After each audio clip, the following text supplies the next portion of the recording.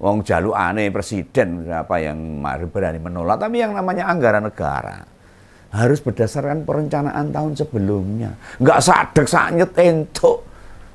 Kaya bocah jaluk balon belikan balon, kasih, enggak seperti itu.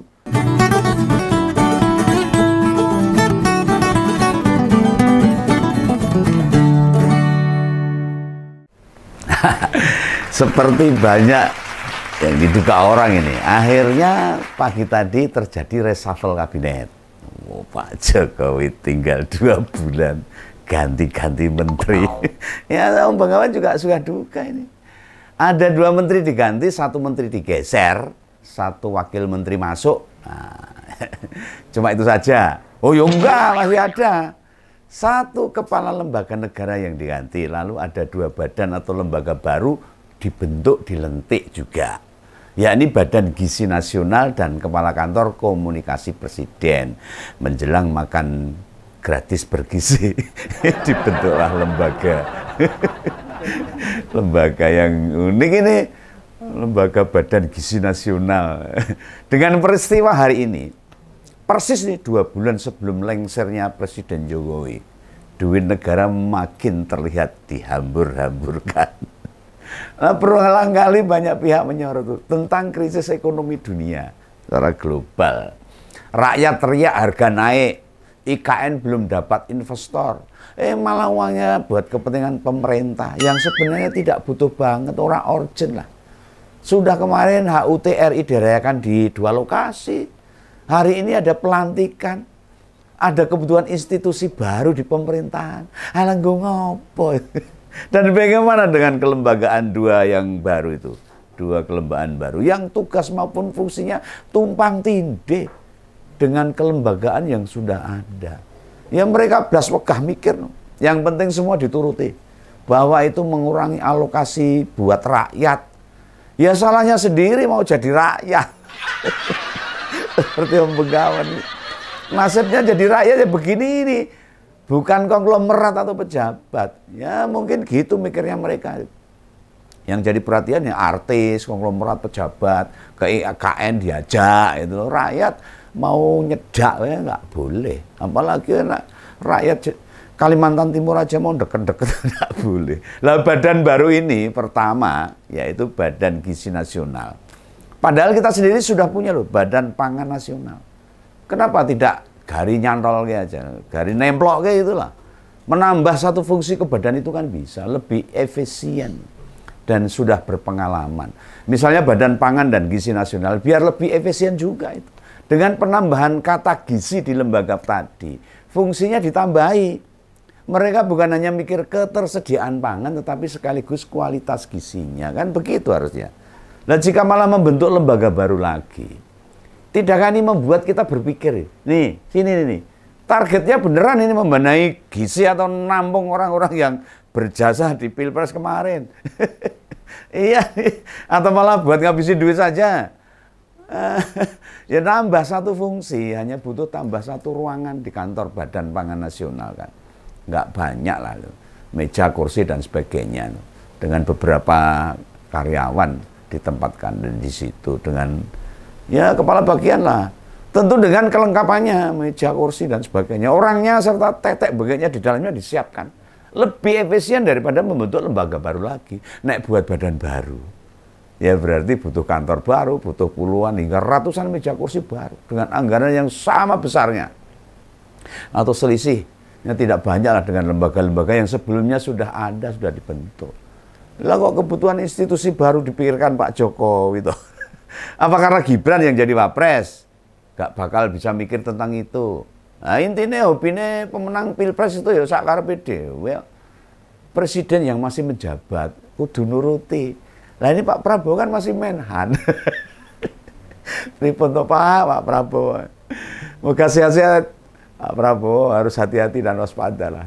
Bila mengacu pernyataan Ketua Harian Gerindra, Bang Sufmi Dasko Ahmad, reshuffle ini sebagai bagian masa transisi. Transisi masa transisi pakai reshuffle piye to, Bos. Tapi cara transisi ini nggak bijak kan.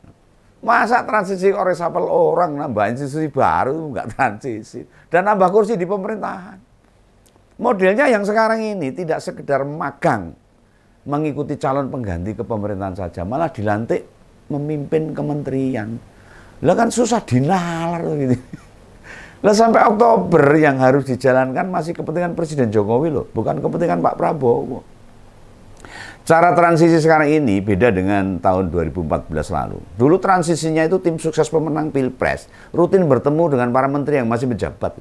Intens, berkomunikasi, terus-menerus, supaya batasannya jelas. Batasan tugas dan pemenang tim transisi. Mereka tidak masuk pemerintahan sebelum presidennya diganti. Gitu loh. Posisi tim transisi tahun 2014 itu benar-benar orang-orang di luar yang tidak akan mencampuri kebijakan pemerintahan yang sudah masih berjalan itu loh. Tugas mereka hanya memastikan APBN tahun depan itu sudah memuat kebijakan-kebijakan presiden yang baru akan dilantik. Nah, itu seharusnya begitu. Sehingga kepentingan presiden yang masih menjabat bisa dituntaskan hingga hari terakhir bekerja. Kalau tahun ini ya 20 Oktober itu. Lah model transisi kekinian ini.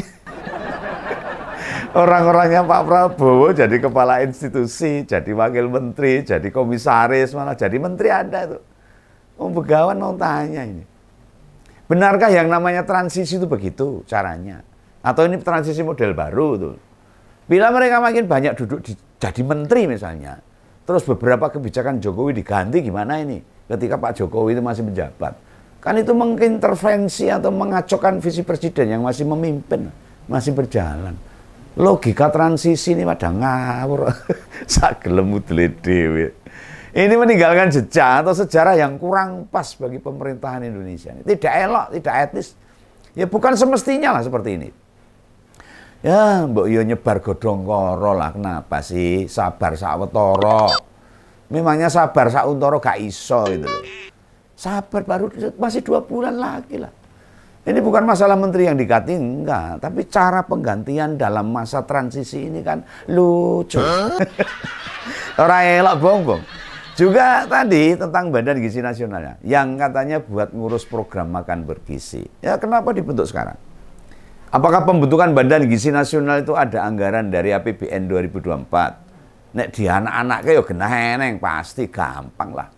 Wong jaluk aneh presiden siapa yang berani menolak, tapi yang namanya anggaran negara harus berdasarkan perencanaan tahun sebelumnya. Enggak sadek sanyet entuk. Kaya bocah jaluk balon belikan balon, kasih, enggak seperti itu. Merancang rencana anggaran belanja negara ya kan ya dirancang 1 tahun sebelumnya, dilakukan untuk tahun depan. Cek nih dokumen manapun tuh, termasuk di RPJPMN itu alias rencana pembangunan jangka menengah. Ya ora bakal eneng. Misalnya pemerintahan Prabowo Gibran nanti khawatir tenggat hari yang tersedia tidak mencukupi atau timing Badan Gizi nanti gak ada waktu buat ngurus persiapan program makan bergizi. Ya program kan bisa dimundur toh. Bisa mundur dimulai April misalnya tahun depan atau malah bulan Juli kan enggak apa-apa. Pas tahun ajaran baru masuk alias awal masuk sekolah kan enggak ada yang mewajibkan awal tahun 2025 langsung jalan gitu. Sekarang masih ada waktu buat mikirin dan mempersiapkan itu semua. Do kesusu ayo bangsa susah susu. Do kesusu. Pejabat itu golek apa ini lah. Nah, pelantikan pemerintah baru bakal diselenggarakan 20 Oktober. Otomatis Badan Gizi Nasional mengawali langkahnya. Masih ada waktu 2 bulan sampai Desember. Masa 2 bulan tidak nyanda, tidak tercapai apa program-program yang akan dilakukan. Nek ra conggah tahu enggak? Nek ra masuk atau tercapai, conggah itu tercapai, orang sanggup misalnya, ya ganti siapa yang sanggup menjalankan, kan banyak orang. Sehingga kemudian pola ganti 2 kabinet ini, ya orang ngawur kayak sekarang ini. Jangan ini ngawur tenan. Misalnya pola reshuffle. Beginian dianggap sebagai transisi. Lah bagi Begawan logika pemahaman transisinya keliru. Monggo yang punya kenalan ahli politik atau dosen-dosen politik, ngompoles bisa tanya ke mereka itu. Apakah ini pantas? Apakah ini model ginian yang memberi pembelajaran baik kepada masyarakat? Apakah cara sekarang ini sesuai dengan teori politik? Ya ora belas bos. Tidak hanya pembentukan badan gizi aja, tapi juga muncul kantor komunikasi kepresidenan. Lah pantas kita pertanyakan. Lah presiden itu kan sudah punya kantor sekretariat presiden tuh, KSP namanya. Yang kepalanya dijabat Pak Heru Budi. Dalam berbagai peristiwa dia ikut komentar dan menjelaskan. Selain kantor sekretariat presiden, masih ada kantor staf presiden yang pimpinannya dijabat Jenderal Muldoko. Lah bukan karena ada polemik terkait kebijakan presiden, Pak Mul ya ikut mengklarifikasi toh. Apa yang membedakan fungsi institusinya Pak Muldoko sama Pak Heru Budi? Ayo, siapa bisa jawab? Angel. Ya tapi saya jadi kelingan, jadi ingat ini. Masih ada, liane masih ada itu. Itu yang Pak Ari G. Dwi Payana ikut bicara itu juga itu. Dia kan koordinator itu. Pak Ari Dwi Payana bila bicara kan atas nama Kepala Staf Ahli Presiden. Lagi piye aja. Wes ada 3 institusi loh yang sekarang. Yang sering nimbrung jika ada sahur manuk menyangkut nama Pak Jokowi loh. Ada Pak Heru Budi, ada Pak Muldoko, ini ada Pak Ari Dwi Payana. Wah, kayak blonjone terus piye. Lah polemik nyenggol RI 1. Lah kok sekarang malah dibentuk lagi kantor komunikasi kepresidenan. Nah, jadi 4 tuh ini. Yang dari aspek nama persis fungsinya sama KSP-nya Pak Muldoko itu. Nah, tadi yang jadi kepala kantornya itu kan Bang Hasan Nasbi itu. Yang mau esok dilantik itu loh. Ya mbok sudahlah. Dibanding dilantik jadi kepala institusi baru, mending gantiin Pak Muldoko aja. Atau gantiin Pak Heru, tugasnya kan sama. Fungsinya kan persis tuh. Lagian Pak Heru sudah bersetahun loh. Lebih posisi jabatannya double. Ya kepala sekretariat presiden sekaligus pejabat gubernur DKI. Nah, gajinya double-double loh. Aku gak ngerti itu melanggar undang-undang ASN apa ora itu biar ahli hukum yang mempelajarinya. Kalau double gajinya, takono nang BKN kan. Cermati satu fungsi yakni tentang komunikasi presiden kok sampai diurus 4 badan atau lembaga. Ini kan keker yang pembegawan aja lah. Pembegawan nyoroti tentang hal-hal itu. Atau apa enggak namanya nguyai segoro itu. Segoro ki wis asin diuyahi enggak berfungsi. Enggak ada faedah manfaatnya. 4 lembaga kepresidenan yang hampir sama fungsinya. Ya tapi memang era sekarang ini era pemerintahan Bu Raro. Era pemerintahan sakarpe dhewe lah, sakarpe udele dhewe. Penting kemauan terlaksana. Gelap gulita para rawuh bagi rakyat jelata seperti kita itu. Wis, ora harapan. Dari apa yang tak sampaikan tadi. Masih ada menteri yang diganti ini. Ada 2 menteri dari PDIP. Yang diganti adalah Pak Yasona, itu Menhunkam, dan Pak Arifin Tasib, Menteri ESDM. Nah, seperti yang Om Begawan katakan kemarin tuh. Yang saya bahas kemarin tuh. Dari PDIP akan diganti tuh. Bener hari ini. Pak Yasona diganti oleh Pak Supratman Adi Aktas yang berlatar belakang anggota DPR RI dari Gerindra. Sementara Pak Arifin diganti sama kandidat Ketua Umum Golkar. Pak Bahlil Lahadalia yang semula jadi Menteri Investasi. Ngedum tambang. Sementara jabatan Menteri Investasi ditinggalkan Pak Bahlil, diisi oleh Pak Rosan Roslani, mantan Ketua TKN, Tim Kampanye Nasional. Intinya makin ketahuan dan makin tak terhitung berapa orang Gerindra masuk ke kabinet. Ya rapopo lah, monggo. Karena yang berkuasa saat ini Gerindra, tidak apa-apa. Entah itu beretika atau tidak, ya masyarakat harus menerima. Cukup itu saja. Wah, masih ada lagi. Masih ada Wakil Menteri Komunikasi dan Informasi yang juga dilantik pagi tadi. Adalah Pak Anggar Raka Prabowo, sekretaris pribadi Pak Prabowo itu, Senprinya, yang menduduki jabatan baru. Loh, padahal Pak Budiari sebelumnya sudah punya wakil menteri loh itu. Namanya Mas Reza Patria loh. Nek Mas Reza, Om Begawan masih bisa terima. Latar belakangnya itu dari media. Lah Mas Angga ini kan piye toh? Ayo mbok loh, intinya bisa disusupkan. Enak enggak deh, tempatnya aja dimasukkan, ditambahkan. Yo blang-bleng ae akeh-akeh enggak apa-apa wong duitnya negara akeh nek kurang utang meneh. Perkara anggaran ya itu tanggung jawab negara untuk menyediakan. Ini makin membuktikan kita itu ora diurus blas masyarakat ini. Ora penting, ora digagas.